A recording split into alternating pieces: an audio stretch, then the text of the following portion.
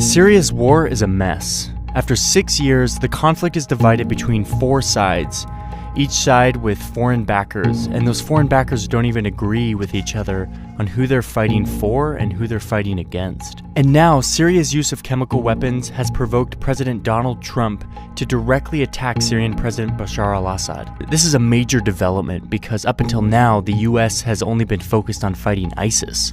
To understand the crisscrossing interventions and battle lines in Syria today and how it got this way, it helps to go back to the beginning of the conflict and watch to see how it unfolded. The first shots in the war were fired in March 2011 by Syrian dictator Bashar al-Assad against peaceful Arab Spring demonstrators.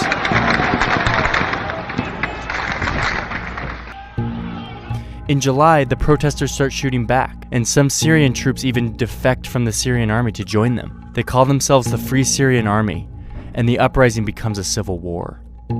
Extremists from around the region and the world start traveling to Syria to join the rebels. Now, Assad actually encourages this by releasing jihadist prisoners to tinge the rebellion with extremism and make it harder for foreign backers to support them. In January 2012, Al-Qaeda forms a new branch in Syria, Jabhat al-Nusra. Also around that time, Syrian Kurdish groups who had long sought autonomy take up arms and informally secede from Assad's rule in the north. That summer is when Syria becomes a proxy war. Iran, Assad's most important ally, intervenes on his behalf, and by the end of 2012, Iran is sending daily cargo flights and has hundreds of officers on the ground. At the same time, the oil-rich Arab states in the Persian Gulf begin sending money and weapons to the rebels, mainly to counter Iran's influence. Iran steps up its influence in turn in mid-2012 when Hezbollah, a Lebanese militia backed by Iran, invades to fight along Assad. In turn, the Gulf states respond, Saudi Arabia really stepping up this time to send more money and weapons to the rebels, this time through Jordan, who also opposes Assad. By 2013, the Middle East is divided between mostly Sunni powers generally supporting the rebels and Shias generally supporting Assad. That April, the Obama administration, horrified by Assad's atrocities and the mounting death toll, signs a secret order authorizing the CIA to train and equip Syrian rebels. But the program stalls. At the same time, the US quietly urges Arab Gulf states to stop funding extremists, but their requests basically go ignored. In August, the Assad regime uses chemical weapons against civilians, provoking condemnation from around the world. Men, women, children lying in rows, killed by poison gas. It is in the national security interests of the United States to respond to the Assad regime's use of chemical weapons through a targeted military strike. Russia proposed on Monday that Syria surrender control over its chemical weapons to the international community for its eventual dismantling to avoid a U.S. military strike. The U.S. ends up backing down, but the whole thing establishes Syria as a great powers dispute, with Russia backing Assad and the U.S. opposing him. Just weeks later, the first American CIA training and arms reached Syrian rebels. The U.S. is now a participant in the war. In February 2014, something happens that transforms the war.